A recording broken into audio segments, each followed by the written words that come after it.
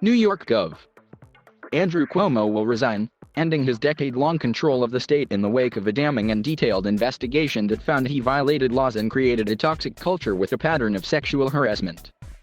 His decision comes after months of insisting he would not leave office while the investigation into the alleged harassment was underway, even after he lost the support of nearly all of New York's congressional delegation. "The best way I can help now is if I step aside and let government get back to governing," Cuomo said Tuesday after a long defense of his own actions. "Kathy Hochul, my lieutenant governor, is smart and competent. This transition must be seamless," he added, stating his resignation will be effective in 14 days.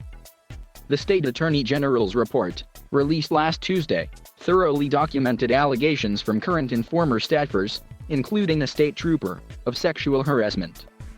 The incidents ranged from comments, like Cuomo asking one woman if she would cheat on her husband, to physical touching.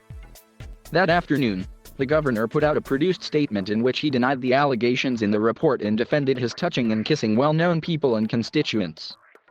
Hochul will become the first woman to serve as governor of New York. In a statement released after Cuomo's announcement, she said she agrees with his decision to step down. "As someone who has served at all levels of government and is next in the line of succession, I am prepared to lead as New York State's 57th governor," she said. Cuomo is in his third term as governor and was considered a sure bet to run for, and likely win, a fourth term in 2022. He has long been the singular dominant political force in New York, playing Republicans and Democrats in the state legislature off one another for years to wield ultimate influence over what became law. Throughout that time, he was blunt in his use of power, marginalizing political enemies like New York City Mayor Bill de Blasio and establishing a reputation for Machiavellian aggression. His political career survived multiple other federal investigations, including one that saw one of his closest allies convicted of taking bribes. His national reputation, however, became something else entirely in 2020. At the outset of the coronavirus pandemic, Cuomo filled a national leadership vacuum left open by Donald Trump and became one of the central faces of the American response. His winding daily press conferences were broadcast across cable news, often in their entirety, presenting the country with a political leader who appeared to acknowledge both the reality of the pandemic and what it would take to stop its spread. But Cuomo's handling of the pandemic, particularly on coronavirus policies related to nursing homes, has long been a point of crisis. In spring 2020, with New York the global epicenter of the coronavirus outbreak, Cuomo required that nursing homes take back residents who had been sick with the coronavirus once they recovered. The policy was an immediate point of criticism in the state, with some contending that it had the potential to increase the virus's spread in nursing homes.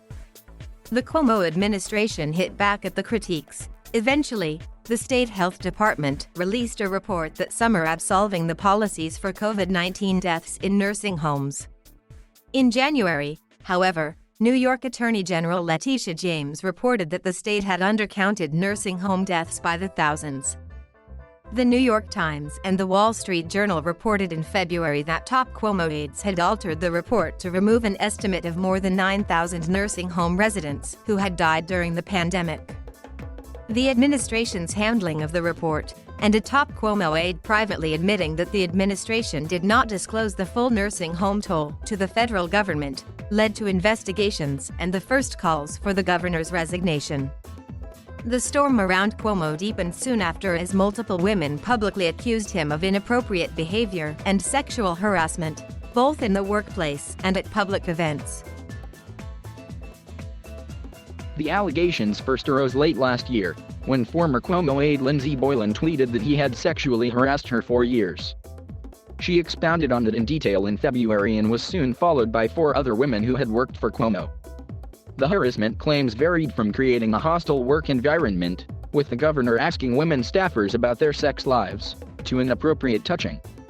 The most egregious allegation came on March 10, as Democrats in the New York State legislature were already rapidly turning on the governor and calling for his resignation.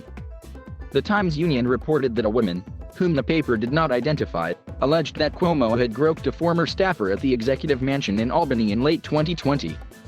Last week, the woman filed a criminal complaint with the Albany County Sheriff's Office, which has begun an investigation.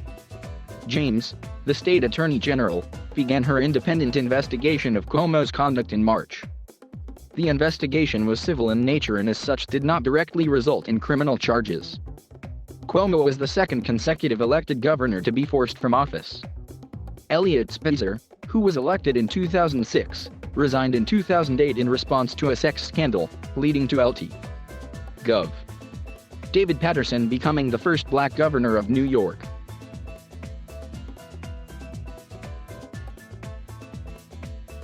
Thank you for watching. Please subscribe.